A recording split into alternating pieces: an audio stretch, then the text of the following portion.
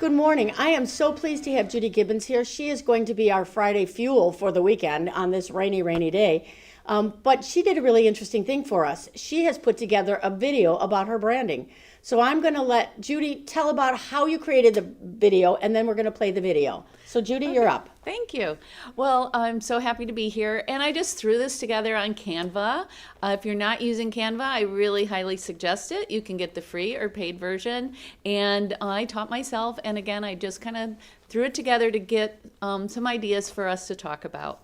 So talk about what you put on the video to create your brand, Judy. Okay, well, first of all, I've been doing this almost 20 years now, and it takes you a few minutes to find your voice. I enjoy the artistic part of real estate.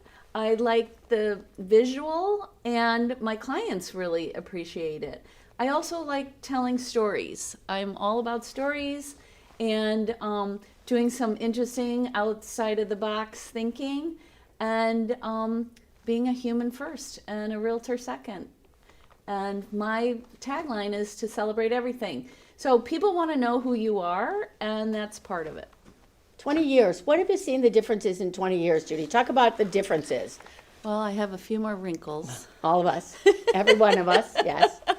But I was saying earlier that one of the favorite things that I have enjoyed of the changes is social media. Yes. So I really think it helps to connect to your community a lot easier. I kind of say it's like a cocktail party without having to get dressed.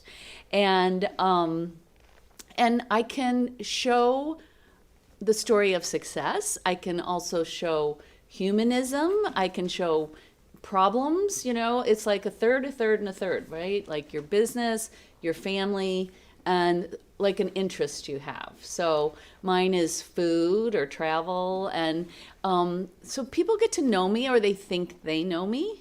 You know, so I think that's changed the real estate industry quite a bit. Obviously technology, AI, which I really embrace. Yes. Give me a couple of examples how you're using it. Personally, I love it for descriptions.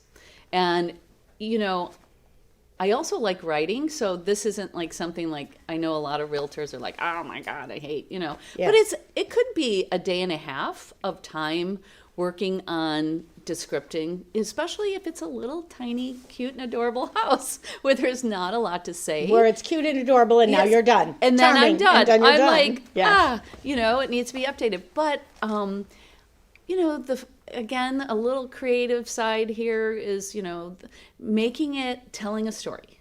So making it like you're telling a story and you want to get somebody off the sofa to go in and take a look at the house, whether it's cute and adorable or if it's 10,000 square feet. So that's part of what I love about AI. I also want to start using it, and I always think of Marky Lemon's Rawl, who's like, I adore.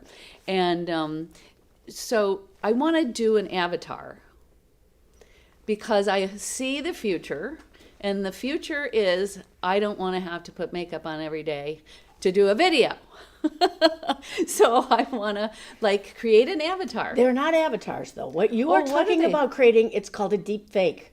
Oh, it is? That's really what they're called. They're called deep fakes. Oh. And because I just saw a presentation about this. So here's the deal. There are studios now where I could walk in and say, here I am. Right. They will make me. It's not an avatar. It's not a cute, you know, I don't have little ears in this. It is me. Okay. They recreate me digitally. Oh. And then they record my voice. Oh, but that's scary. Well, you should use your real voice, too. Well, by the time they actually record my voice enough, it's my voice. So now you have me digitally, and you can then program me to say whatever you want me to say. Oh. So you have a digital me saying words. Right.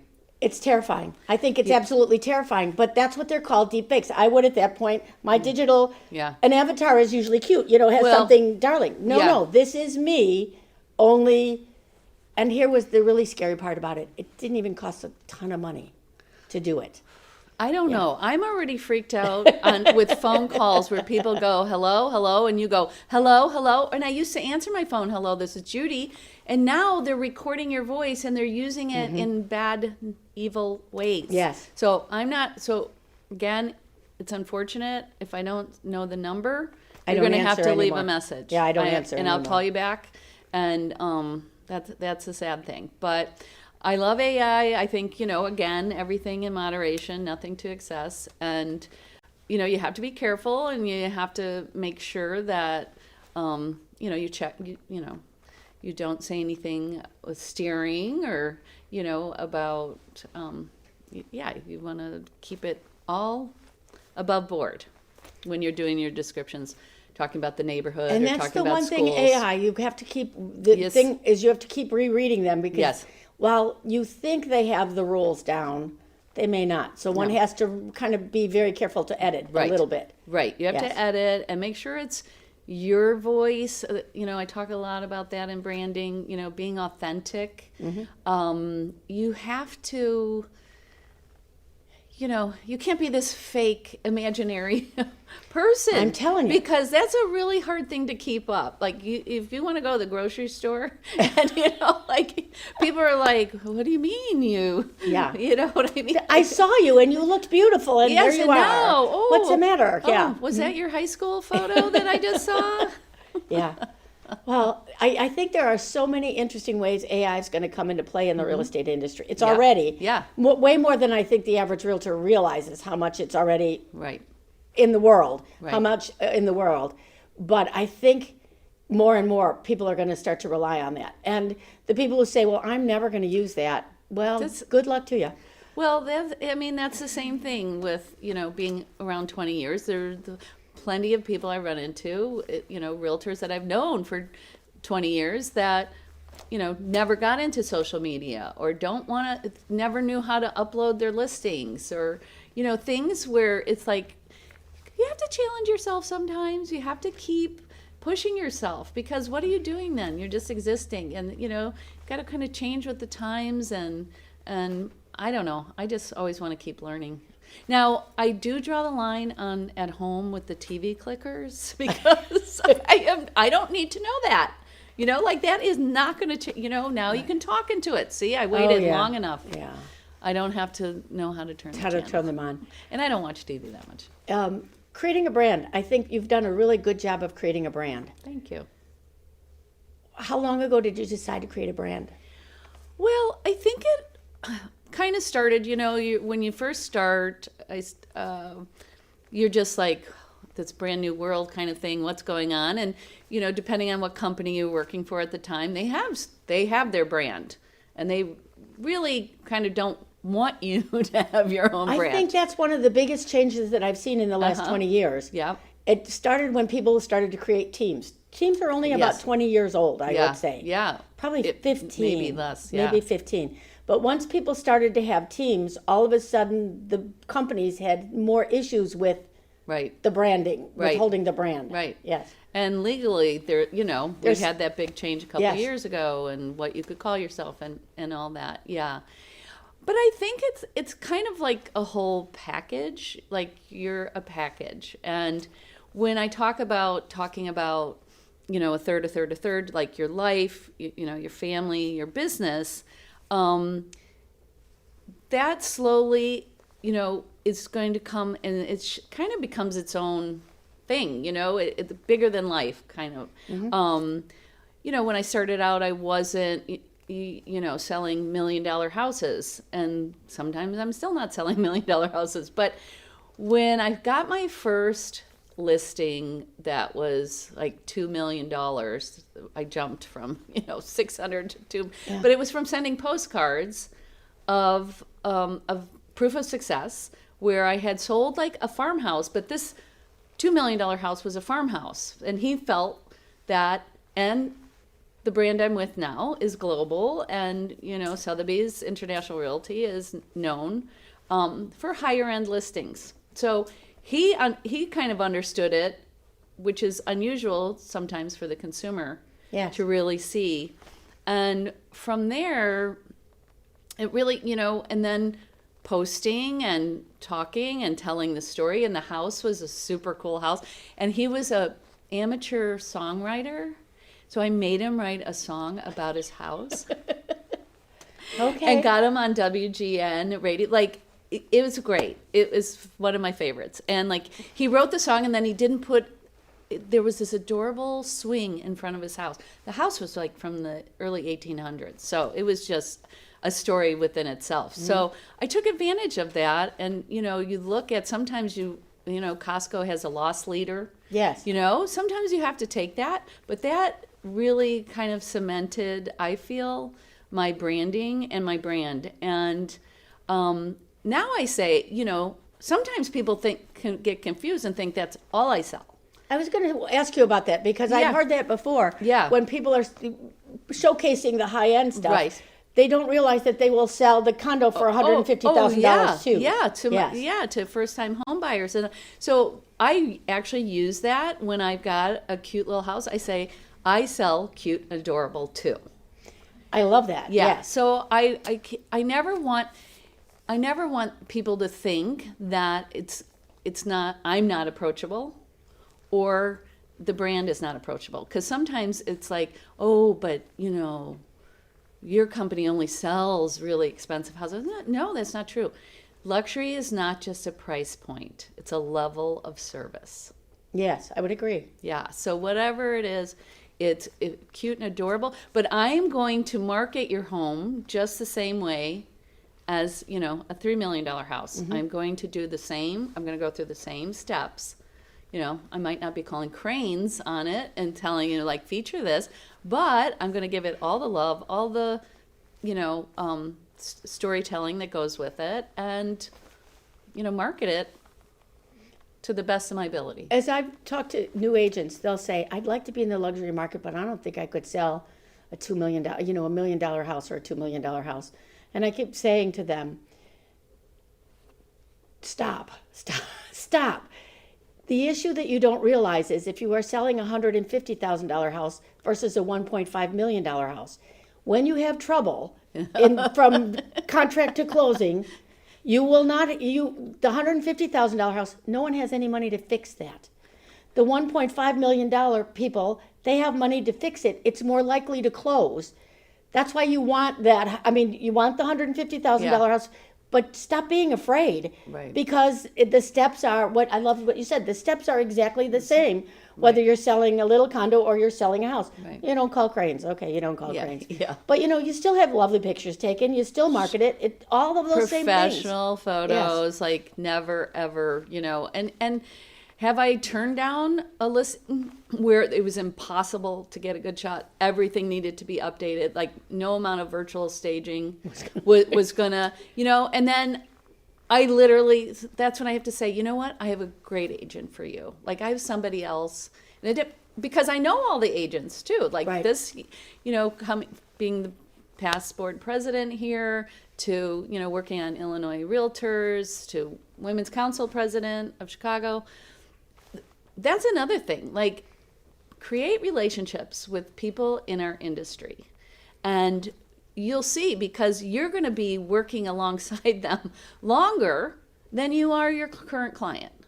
So developing relationships with other realtors, attorneys, inspectors, and all that. So you create a team and some people work for companies that aren't global or don't have great agents in Florida, but you might have met one at the conference we were just at NXT. Right. You might meet somebody in Florida that you're like, another service for your client. I met someone in Colorado, not Estes Park, Durango. I was teaching in Durango, Colorado. And they were it was still, Prudential was still in the real estate business, tells you how long ago it was. Gosh, yeah. They were talking about trying to get people to go to convention, and one of the men, who I liked very much and knew pretty well, said, I go to the convention every year, every single year. And everybody else is saying, well, we don't have any money for this, we don't have it. And he said, and I'm going to tell you, if you do it right, I have yet to have a year that I didn't make money going to that convention. Right. I met people who I could refer to, who are coming to Durango, who are going to other places in Colorado. He said the relationships I made there far and away overshadowed what the minimal cost it was to be able to go do that. Totally. And I don't think agents realize that. No, I mean, clearly they don't. And So it's an investment in yourself, Yes. and it's a write-off. Talk Yes. to your accountant, but it is a write-off. And, you know, it's kind of a no-brainer now, but you have to know how to network.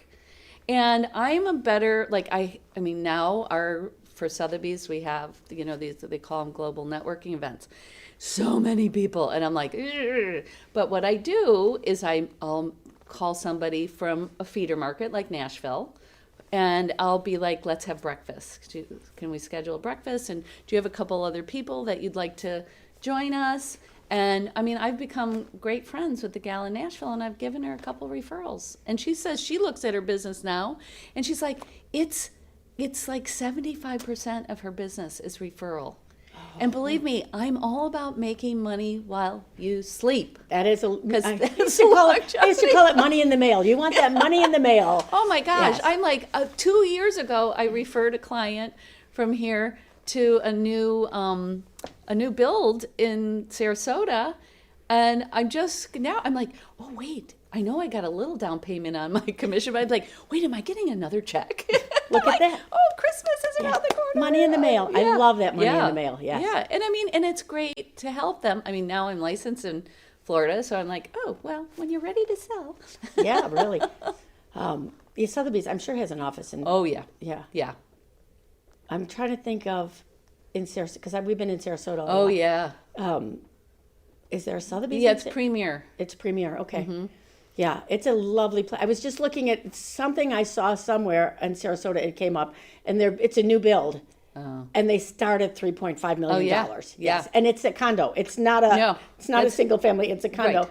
And I thought, yeah, there's always been plenty of money in Sarasota, but it's been a little bit more hidden. It's been more hidden, Yes. and the town's a little older. But I've been going to Sarasota because one of my best friends lives there, and I've been going there for my kid's 30, so 30 years. So yeah, yeah. Do you stay on Siesta Key?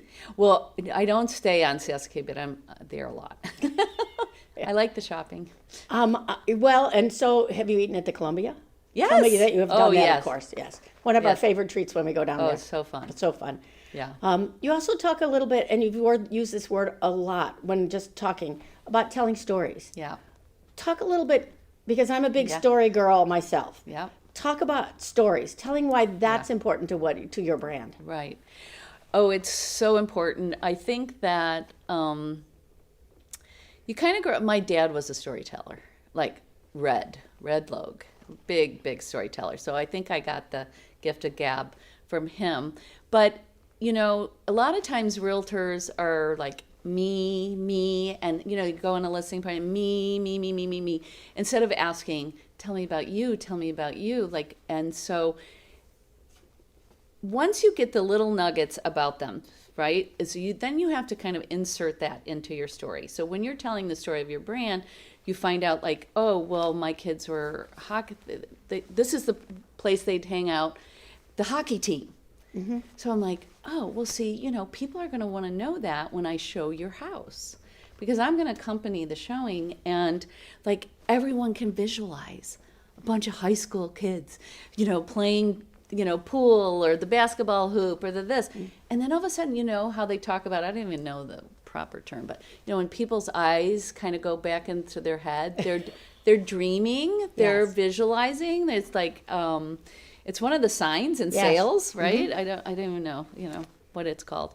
But so you see people, and you're putting into words their story, and then, you know, they can see you telling your story, but putting it into real life context. And I also have kind of a sad story that my whole house was destroyed by a tornado when I was a young girl. Mm. And my father actually saved our lives. And so sometimes when people get a little cuckoo about, you know, $100 credit or something wrong with the house, and I'm like, you know what? You could lose this in a second. I got to tell you how I know. Yeah. And watching how my parents handled this devastating loss, we were all okay. But my dad was down the street at a friend's house and had to run down the street. And truck drivers got to us first and pulled us out of the basement. It was a split level house, so it wasn't even that deep. Barrington. It was that day, 1967, April 21st. 7 tornadoes that day. Also Lake Zurich, Barrington, Oak Lawn. The Oak Lawn one I knew the most. Yeah. And so there's also that part of gratitude. And plus, I'm here for a reason. It could have, my mom always says, thank God she was so subservient, because my dad called from the friend's house who was a pilot and said, get in the basement now. She got 5 kids, a dog, in the basement, and less than 2 minutes later, it hit her house. Gone. And then it was silent. She goes, we're not going anywhere till someone comes to get us. And then it hit again because we were in the eye. Oh. Yeah, so but it's part of my story. It's part of who I am, a survivor. I'm trying to get people to do more of the stories. We've had this change in the business that people have been kind of fussed up about. And they have to talk more about, they have to have a deeper buyer interview, for example. Right. And I keep saying, what's your hero story? You need to have your hero story. Every realtor has a hero story somewhere where something I did saved the day. Right. You need to be able to pull that out of your pocket when you're talking to people. Yeah, proof of success. Proof of success. It's your hero story. So you just can throw that in to prove what your value is, because we're so good at saying, well, I do this and I do this and I do this and I do this, and no one cares. No. Tell them the hero story, because that's what they will remember about you. Right. And I also think that like when I talked earlier about a team around you, it's like right now because I have an Airbnb, I've got people, like-minded people, really, you typically are around kind of people like yourself. That's kind of the way it works out. So I've got people that want to do an Airbnb, and I'm like, okay, I've got the resources for, if you want management, I've got the cleaner, I've got, my handyman, who's like basically part of my family now. And he knows that he's not allowed to go to anybody else's house if I need him. Right. Like that. And that's the rule when I tell. I'm like, Javier, no, I'm going to give you Javier's number, but I come first, always. Yes. So he's like part of my family, and he's so great. So providing more than just like, I'm going to walk you through the contract, or I'm going to, you have to walk the walk. And that's another big part of my story, as my dad was a builder and developer for fun. And so I used to own my own clothing company in New York City. And when I came back home with 3 kids, and then, everybody kind of has their real estate story. I got divorced and then remarried. I'm like, okay, I need a job. What else do I love? There's no fashion. Sorry, Chicago. Really? Yeah, there you go. And with 3 little kids, that's not exactly the best. But I was like, okay, what else do I love? I love design. I love new construction smell is my favorite smell. So you should meet my husband. Yeah, he likes that smell too. I mean, the memories of climbing up ladders with my dad, and like just, when he used to smoke this big cigar. I'm like, oh my God, not the cigar, but the new construction smell I love. But so, you have to know what you're talking about. This is not like, fake it to make it. This is way too big a business. But of course, we're all starting somewhere. But, when I did start, the ladies in the office, I went right to the senior ones, and I'm like, can I follow you? Can I do an open house for you? Like, I just wanted to be their new best friend. And I was, and it was great. And they taught me, a lot of the ropes, and, I try to do the same. It's one of the things I think new agents are missing badly right now because of this COVID that taught us that we didn't need to go into the office. I think that's such a bad thing. It really is. Because I can teach you all sorts of classroom things. Right. But it is the on-the-job training. It's when you got in the car to go do a broker's open. Right. And the conversation that was in the car with the other 3 ladies. Oh, my gosh. There was so much knowledge there that was not written down anywhere that I can't get you except by sitting in the car with the ladies who've been doing this for longer. Right. And I am having such a hard time getting people to understand that's the big part you're missing in your education. Well, and before private listings network, you had to be in the office to be, talking To know and about that, chatting yes. and to know, or, you find out really interesting things. And Yes. and sometimes you're like, please leave me alone. But 9 times out of 10, that connection, again, become friends with other realtors. I mean, it kind of tends to happen. But, build your team, have, brainstorm together. I do like people building a team. And people think I'm talking about, well, you're going to get 10 buyer's agents. That's not what I'm talking about. I'm talking about Javier, that you just said. Yeah. And one of the things, and I almost shouldn't say this on film because I get pushback on this all the time. In school and real estate school, everyone is taught that they have to have three handymen. I keep saying there is no law that says that. No. I don't know where this urban myth came from, but it's just a myth.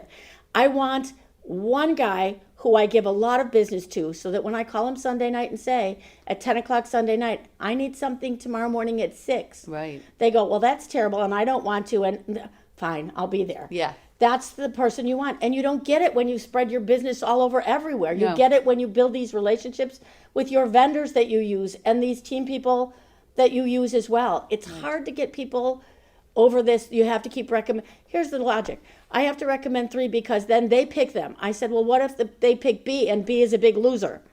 Yeah. They're still going to get mad at you. So find the people who are the very best at that and recommend them over and over again, Right. for heaven's sake. It Right. doesn't make any sense to me that No. I have to keep giving people 3. Right. No. Yeah. No, and that's the benefit of joining like Women's Council or ARIA or, things like that too, because you have people that are going, to these events. And, you're going to have, sometimes it's like a room full of mortgage brokers like, okay. Really. But at the same point, that's where I've met the people that I call like on my team. Right. So, and you can call them for advice, you can call, or maybe they want to do marketing with you, or, there's always opportunities to create what you want to create, what you see, and which then becomes value to your client. Do you have clients that you like more than others? Stop the filming.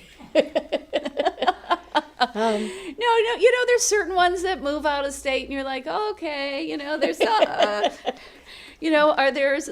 Muge, who's on my team here. She's been able to see, which is great because we can commiserate together. You're like, can you believe they just said that? Like, so, and then you get it out and then you're like, everyone's going through something and it's always stressful. Heck, I'm working with my kids right now. Like, my son-in-law is texting me at 6 in the morning. If there was another client, I'd be like, do not text me at 6 in the morning. I'm like, hi. Yeah, well, it's a Good son-in-law. morning. Yes, there you go.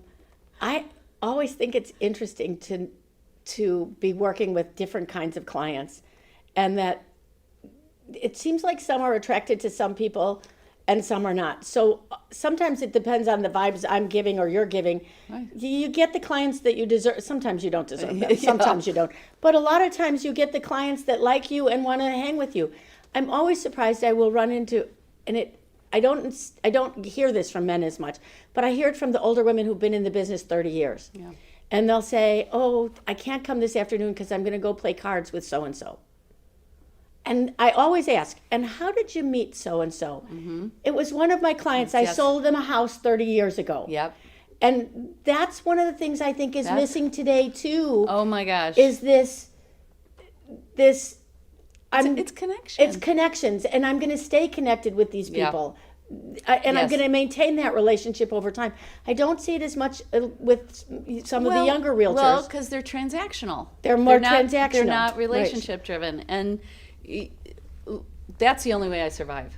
If I didn't have the relationships, I couldn't survive this business because it would just be a grind. Like my heart needs like something extra. It just, and when you get the review back and they say something like, I could cry. Like sometimes I could cry now. Like sometimes I think about like, oh my gosh. And like I did it. Like I've become this person that I wanted to become, or, I developed this business that I dreamt of. Like, it's happened. Yes. And, it's from not giving up. It's from staying consistent. It's, but again, I need the joy. I need the connection. I do these crazy things from Deborah on Sundays. Yes, I see those. And I am always amazed. Almost every Sunday I get some back. Some of them I get back. Some of them, like Brad Anderson wanted to argue with me one day because he thought I was too negative. So we had to have a back and forth for a couple days, and finally we squared everything away. I was kind of amused by the whole thing. I thought, you might think you're saying something mean to me, but you are responding to what I said. Exactly. So I am That's what I happy wanted. as can be. That's exactly what I wanted. This last couple weeks, I had someone send me something really, it broke my heart. I mean, I'm reading it and it broke my heart. And I thought, I really just wanted you to tell me you liked me. I didn't want you to break my heart while you were doing this. But then I had to write and respond for that as well. Right. Because I was so surprised someone would be that open with me. So I think authenticity counts as well. You have to be, I get people who now run into me and say, you're Deborah. I read your stuff all the time. I know who you are. Yeah. And so it's probably the thing that we get read most here at, I'm pat on my back, but it's the thing we get most read here because it's really me writing to them. Right. Kind of thing. And not always, sometimes not so much. And really, I'm making a joke about Brad Anderson.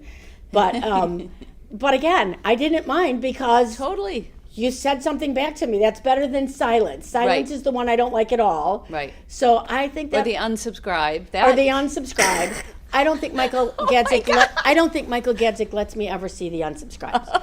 I think honestly, truly, he keeps that from me, so I don't see those. Yeah. But it is amazing to me how many people, when I walk into an office, and say, "Oh, you're Deborah. I read your stuff all the time."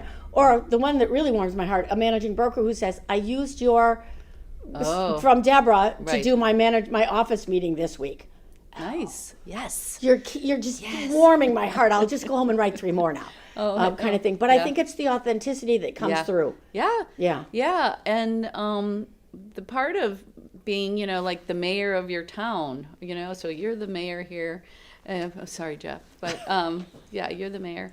And same thing, I can go to the grocery store. I do, old fashioned, I call it, old school and new school. So I do print ads in our Barrington magazines, and I'll have people in the parking lot go, "Oh, you, oh, yeah, oh, I just have to tell you." And it's like, oh my gosh, like, my husband laughs. He's like, "Is there anywhere you go that people don't know you?" I'm like, "Well, probably, but not many places." And then it gets to, "Do you want to go out to dinner tonight?" And I'm like, "No, I don't want to talk to anybody. No. I don't want to talk about real Sometimes estate." you need to recharge. No, something I'm really finding out later in life. I have this little introverted part that sometimes you need to sit quietly. Yeah, and just jammies. Yeah. My husband used to get, when I'd introduce him, and he'd get, "Oh, you're married to Deborah?" That's what they would say to him. "Oh, you're married to Deborah." And I never really knew exactly what that meant exactly, but he became Mr. Deborah as he did. He's in many ways, yes. Yeah. And truthfully told, he didn't mind. He kind of liked it. No, of course. Kind of liked of course. it. And I'm sure he's very proud of you. Yeah, some days. Some days. So for a brand new agent, what would you tell him to do? Kind of the same thing that I did, is, get to know the people in your office, get to know like what's going on, know the inventory, That's a big one. Know the inventory, like you're shopping, like every day you're shopping. Look what's going on in the market. Because if you don't have your own listings and borrow listings, like I'm always letting people borrow my listings. Are you sure? Of course. Like, oh my God, why wouldn't I want, my client would be so happy to get more clicks on his, I totally, just put my name somewhere. Right. But it And can ask be permission. small And ask and permission. always ask permission, which they do. And just reshare, what I share. And, go into the office, find somebody you relate to. I've become a mentor to a lot of the younger agents in my office, which again, I enjoy. I need something for my heart. Like I need the, leading with the giving hand. And I always talked about that. Like, you have to give before you're going to get. And maybe sometimes the newer agents forget that. I think. You have to, there's a great book called The Go-Giver. And that's I highly suggest everyone reading that. And when you come from a place of giving, again, your energy and everything, I believe in manifesting, and that it will come to you. And you cannot expect someone to give something to you. Like, you can't expect your friends, like, oh, I'm new in the business now, here, give me that listing. No, it's like, teach them about the market, what you're seeing. Again, a third. Talk about the real estate market. So they get to feel like they know you and trust you. They have to like you and trust you. It's another thing I hear over and over again from agents who are good. They have to know you, like you, and trust you. Yeah. Yes. They really do. They have to feel comfortable. And it, even in 20 years ago, I had a really good friend, and she was like, she used to be a realtor, and she's like, but why would I list your house, my house with you? Like, you don't know anything. I said, well, there's nobody that you can trust more and is going to be on your side. Like, I can guarantee that. There might be things I don't know, but I'll talk to him about it, and I'll let you know I don't know it, and I'll find out the answer. Mm-hmm. And, I ended up selling our house like in 2 days, and it was great. But, being honest, this fake it to make it stuff is not cool, but a little trick I think is great that I learned is when you're brand new and you don't have any transactions or whatever, we used to have office meetings, right? So then someone would say, hey, share my listing, like, of course, before social media too. And you'd get so excited about a house you just saw on tour, call somebody. And even if it's your friend, or if it's like a family member, be like, you can't believe this house I just saw today. And your excitement about what you're doing really does transfer over to other people. And then use that as like, sometimes you could be like, oh, the agent I'm working with, and you don't even have to be part of the team, they could use me. I don't care. Just let's talk about it. Oh, well, she had this happen last week, and this is how she got through it. So, the title companies right now, Chicago Title, closed, like, what's going on? Closings aren't happening. Things are on trucks. This is when your network comes in handy. And, like, how can I help you to solve this problem? That's another thing that I hear people say again. I can help you solve problems. That's a big one. Right. It's been lovely to have you. You spent about 45 minutes with us today. I am so delighted. This was a pleasure. The views and opinions expressed by this presenter are theirs. They may not reflect the views of North Shore-Barrington Association of Realtors.